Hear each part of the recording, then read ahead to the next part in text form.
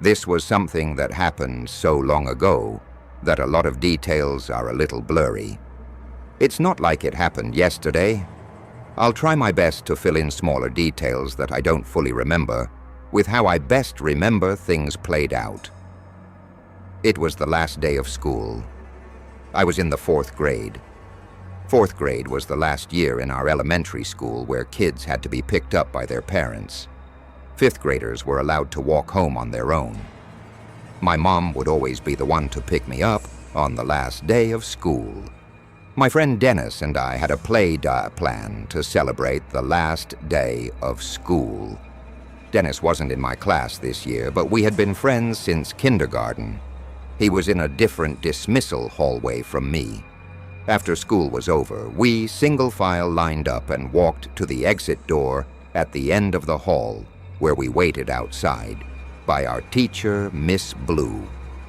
I waited for Dennis's dad to appear from the crowd of parents, shuffle in and out of the parking lot next to the doors. Then I heard my name, Tommy. Tommy. I look over and see a man waving at me as he approached. He introduced himself as Dennis's uncle and said he was picking me up. I went over to Miss Blue and said I'm being picked up. She asked, "Where is he, sweetie?" And I pointed to Dennis's uncle, who waved at Miss Blue. Miss Blue dismissed me and I went with the man. He led us through the crowd and was a very quick and jittery talker, like he spoke fast and had a bit of a stutter. He was walking incredibly fast. It was almost hard to keep up with him with my backpack on. He explained to me that his brother, or Dennis's dad, was working later than expected, so he was driving me back. We got to his car, which was a dark red hatchback type car from what I remember, and it took me this long to acknowledge the giant elephant in the room. Where was Dennis? Why weren't we picking him up too? The man turned to look at me in the back seat and said that Dennis was already at his house. I was shy around people I didn't know, especially adults, and I wasn't one to openly speak my mind if I was confused, but I was very confused. This was making less and less sense. The whole drive, the man kept yapping, telling stories of his days in elementary, asking me questions like what sports I played, what we're learning in class. If I had to guess, we were in the car for like 10 minutes. Which, honestly, for our town, where houses were right on top of each other, that was a while. My house was a 5-minute walk away from the school. We were definitely in an area I wasn't familiar with. When he parked the car in front of his house looked pretty normal to me. From what I remember, he led us inside and shut the door and locked it behind us. It was really, really dark inside the place, and I realized why all the curtains were shut. It almost felt like it was nighttime in there, especially because the only source of light was a dim lamp in the corner of the room. He then looked at me and smiled. I said, "Where's Dennis?" And he started acting really jittery and nervous.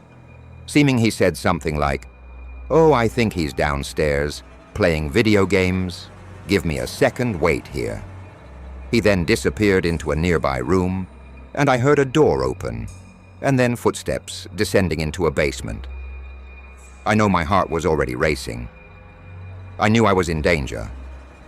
I went to the door to quietly try to open it, but I couldn't. It had some kind of lock. That must have needed a key, for I really started to panic now. Yet I still probably held out a little bit of hope that Dennis would be coming up those stairs. But I knew the chances of that were slim. I regretted entering that house. I did the only thing I could think to do. I went to the kitchen and found a phone hung on the wall. I picked it off the receiver and dialed 911. The first thing I said when they answered was, in a whisper, "Please come to this house. I've been kidnapped." They heard me. They acknowledged me. But I didn't say another word. I hid the phone under a towel in the corner of the room with 911 still on the line. I hurried back to where the man left me, as I already heard his footsteps coming back upstairs. Then he called my name, saying, Come down. Dennis is down here." Then there was a pause. He repeated my name, and when I didn't answer, he came up the stairs. Foley to look at me, he asked me if I was okay. I felt so sick, and I was so scared. I hated myself for walking into the situation and not being wiser. I asked in a very scared voice if I could leave, and I remember the change in his face. His fake friendly smile disappeared as he realized that I was no longer falling for this.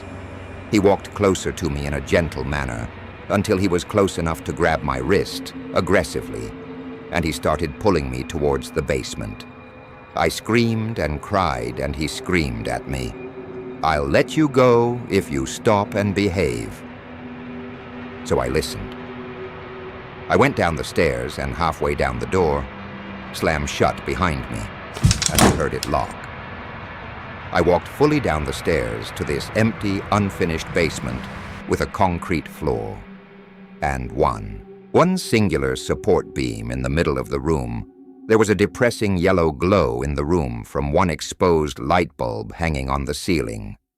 If there was a place you'd imagine kidnapped children to go, this would be it. I heard his heavy footsteps upstairs. You could hear everything in this house. I don't know what he was doing, but I heard him walking around for a while. Then he came to the basement door, opened it, and he called down, asking if I'm hungry. I replied no. I didn't want him going into the kitchen, seeing the missing phone. He shut the door and locked it again. I sat down there waiting with my heart in my throat, and then I heard it. The doorbell ringing 3 times from upstairs, followed by banging sounds, which were definitely the sounds of police banging on the door. I would refrain from screaming until I heard the front door open, but I never heard the man's footsteps approach the door. The doorbell kept ringing, and I kept hearing the bangs. This went on for some time until I heard a really loud bang sound, and then multiple heavy footsteps and multiple screaming voices. I started screaming for help as loud as I could at the top of the stairs, banging on the door. The door was unlocked, and a police officer on the other side grabbed hold of me and hurried me outside. There were at least 3 cop cars outside. I had to tell everything to 2 of the cops outside as we waited for my parents to show up. The man from inside was brought outside and into a cop car in handcuffs. And that was the last time I ever saw him when my parents arrived on the scene. My mom was bawling her eyes out. There had already been a hole at the school as cops were called, and Dennis's dad realized what happened. This man was a work associate of Dennis's father. When he somehow learned that Dennis's dad would be picking up Dennis and I from school. On the last day, he seized the opportunity to do what he did, a complete sick. I don't know how he found out what I looked like as I got older. I never really asked for more details because I try not to think about it. My mom went to counseling with me for months after this incident. Let's just say, my parents didn't have kind words for Miss not verifying if I actually knew the person picking me up, if I didn't think to call the police before he basically threw me in that basement. I know for a fact I'd be dead right now. This was like 17 years ago. That man might be out of prison for all I know. It was junior year of high school, and it was the last day of school. A lot of people cut school this day or left early after lunch period. My friends and I were some of the latter. It was a stormy, dark day. A bunch of people from our grade originally planned to hit the beach on the last day of school, but that was obviously canceled. So my smaller core group of friends decided to do something else. There used to be an abandoned elementary school in town that hadn't been used for like 10 years. There were plans to tear it down by the year's end. So still wanting to do something fun on the last day of school, we all agreed to break into the building and just around exploring. There were no cameras in that old building, and on a stormy day, no one would be outside, monitoring the place or anything. So we all left after lunch. Our friend Eddie already had a car in his license, so he drove us all to the abandoned school. The school was in the middle of a neighborhood, not on any main roads or anything. There was a back parking lot covered by overgrown bushes and trees on one side, and the walls of the school on two other sides. It was a perfect spot to park and go unnoticed. The place wasn't boarded up or anything. It was just locked up. Eddie had a baseball bat in his trunk that he took out to smash one of the windows of the school. I was honestly so nervous that even through the pouring rain, one of the houses over the fence would hear the smashing sound. We all watched and nervously laughed as Eddie swung the bat into the window in front of the car, and after a few good swings, smashing it, he pushed away the straight pieces of glass stuck to the frame with a bat, and then he waved us over. We one by one climbed through the window into the school. My logic was that the school was being torn down anyway. What is a broken window? We all were inside the building. Now, the window we climbed through was actually one of the windows for a classroom. A lot of stuff was still left in the room, including the desks and some decorations on the walls. Based on the decorations, it looked like we were in a 4th or 5th grade classroom. It was very surreal to be inside of what was once an active classroom where little kids would come to learn. Now nothing but a cold, dark, and abandoned room collecting dust, waiting to be destroyed. The sounds of thunder and lightning outside also added to the surreal feeling of it all. There were no lights on in the building. Power to the place was likely cut completely. We anticipated this, though the flashlights on our phones were plenty to get around and see. Even without them, it wasn't completely pitch black in there, as even though it was a dark day, some light was still creeping in through the windows and doors. We started traversing the hallways, going from room to room. Each classroom was still full of desks and chairs that hadn't been sat in probably a decade. We all four were in the same classroom when there was a sound that echoed down the hallway and into the classroom. We all went silent and turned off our lights for a moment. After a flash of lightning, we slowly accepted that it was probably nothing. So we continued on. We just went from room to room as our wet shoes all squeaked on the floors. Sneaking around wasn't possible, really. A lot of things in the school were visibly decaying. You could really tell. No one had stepped foot in there in ages as we neared the corner of the hall. I turned around just to look back down the other way, and at the doorway of one of the classrooms, it looked like there was something sticking out from the classroom. I asked my friends to. Also, look, their lights would maybe help see what it was when all four of us were pointing our phone flashlights toward the door. Whatever that thing we were seeing was retracted into the classroom. All four of us quietly went, "Ow," amongst ourselves, and we started running down the intersecting hallway. We stopped when we were far enough away. It seemed we were in the kindergarten wing now.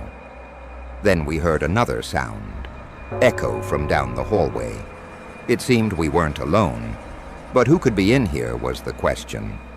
The place was locked up and every light in the building was off. The sound scared us into going into the first classroom we could find and shutting the door. It was indeed a kindergarten classroom. We were now concerned we'd get in trouble, so we waited in silence with our flashlights off. The rain was still coming down hard, and there was still thunder and lightning crashing every 20 seconds or so. Suddenly, the door to the classroom clicked open and someone pushed it, as it eerily creaked to a fully open position. We didn't see anyone at the doorway, though, and the hallway was almost pitch black. We all tried our best to stay quiet, and then slowly something appeared through the doorway. It was the shape of a head.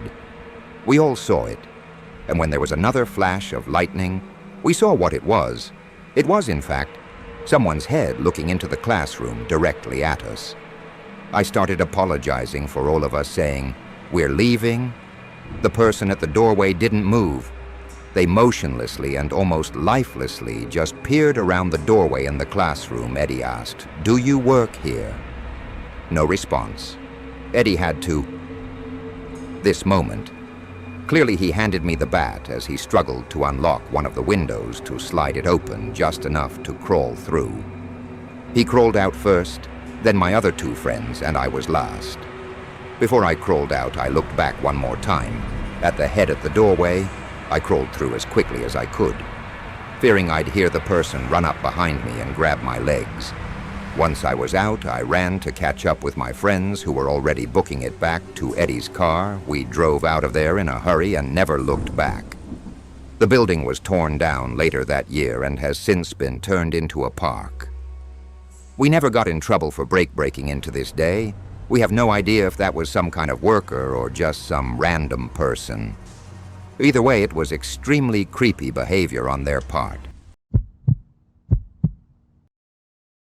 When I was a freshman in college, I took a chemistry class. It was really difficult for me. The tables were arranged in groups of 4. I sat at a melee middle table at the left side, all the way to the end. Next to me was a guy named Zach. He was very awkward. He gave me Reddit moderator vibes to describe his appearance. He was like 5'8". He was a little overweight and he had a really ugly, patchy beard, but he knew his stuff in chemistry. I think he was just good in school. Overall, we started to talk in a pretty cordial way when he noticed I sucked in class, and I would ask him for help. He started offering to do my homework for me, and he even let me cheat off him on tests. I never got any kind of flirtatious vibes from Zach, but that might have been because he was just too awkward to flirt in person. He eventually asked for my number so that he could send me homework-related stuff. Obviously, I gave it to him. He was helping me out a ton and didn't give off any threatening vibes. He just seemed a little reclusive fast forward to the last day of class. And Zach did something completely unexpected. He asked me if I wanted to go on a date with him after class. I had no physical attraction to Zach in the slightest, and our personalities were complete opposites. But he did help me throughout the semester maintain an A, so I had to let him down. Super politely, I lied and told him I'm going away to Miami for the next couple of weeks and won't be around. He right away responded, "What about when you get back?" I felt like 2 weeks was long enough of a gap in seeing each other, where he would probably lose interest. So I said, "Yeah, I could be around," or something like that. He responded with a really cringy cool, as he nodded his head in response from here, till the end of class. That day was really awkward for me after class. I left straight for my car and drove right home. I was a commuter, not a dormer. So after the last day of class was over, that was it. It was Thursday, and my other friends who went to the same school wanted to go out that night. So we hit town that night, and at some point I got a text from Zach. He asked, "When are you going to Miami?" I told my friends all about Zach while we were drunk, how he got me an A, but now he wanted a date. My friends joked that I should just go on the date with him to be nice. I joked back sarcastically, "Yeah, for sure." I told myself I'd respond to it later, but I was drunk and completely forgot to the next day. I woke up to 2 follow-up texts, one with question marks, and then the next one. "You're going to ignore me now that you don't need me anymore, right?" So I replied, "Hey, I'm sorry. I was packing. I'm going to Miami today." He replied almost instantly, saying okay. Obviously, there was no Miami trip, but he should have never found that out. Later that night, my girls and I went out again. And while out, I got a scary text from Zach saying, "I thought you said you were going to Miami tonight." I almost dropped my drink. When I saw this, I showed it to my girls, and they were all freaked out, just like I was. I replied to Zach, "What do you mean?" And he replied, "Nothing. Forget it. I just don't like liars." I genuinely was scared that I was being stalked. I looked around the whole bar, but he wasn't there, at least as far as I knew. So what the hell, I just didn't answer. At that point, I never planned on answering him again. It was until late that night, shortly after I got home, like literally taking my shoes off inside, that there were knocks at the door. It had to be like 1 a.m. I said, "Who is it?" And it was Zach on the other side. He said, "It's me." I wanted to scream. I was home alone. I yelled through the door to leave, or my dad will come out and kick your ass. That seemed to work, as he didn't knock again. I texted everyone I knew about the situation, my family, all my friends. I was horrified. Some suggested calling the police. I said I would go to the near station tomorrow. But tomorrow didn't even come yet when I received a super long, disgusting, weird and creepy text from guess who I was. Appalled when I picked up my phone and read it. This is what it said. "I'm feeling a lot of emotions right now, after being used by someone for months, and then lied to and hurt and anger. Are two of them, I thought from the start of the semester in chemistry class, that our chemistry was through the roof. No pun intended. I must say I am hurt that you would make up something as elaborate as a 2-week-long Miami trip, just to avoid going out with me, even after I stuck my neck out for you, all semester, and risked my own academic standing. I definitely have noticed the way you looked at me sometimes in class, and I can't pretend there wasn't a hint of interest there. All I'm asking for at this point is for one date. That's it. I'm not asking your hand at marriage, though. I surely would be quite an ideal husband to have. If I do say so myself, I'm going to give you the benefit of the doubt that you needed more time to think over the prospect of going on a date with me. I know how much I have to offer. Much more than these losers all over campus. If you want, I can come back to your house and we can talk about it in person. I am only making this offer once I'm just very crushed to feel like I wasted so much this semester for nothing in return. Yours truly, Zach. I sent this to everyone. I didn't care that it was 3 a.m.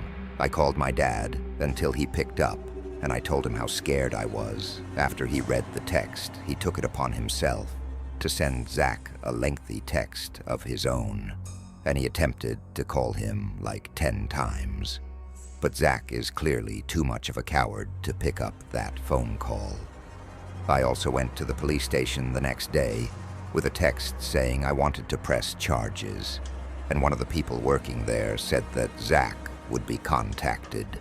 Zach never picked up any of the calls from the police who were trying to get him to come in for questioning, nor did he answer any of their text messages. Zach completely disappeared. I never heard from him again. Between the police contacting him and my dad's pretty scary texts and voicemails, that basement-dwelling creep probably was Wadir himself.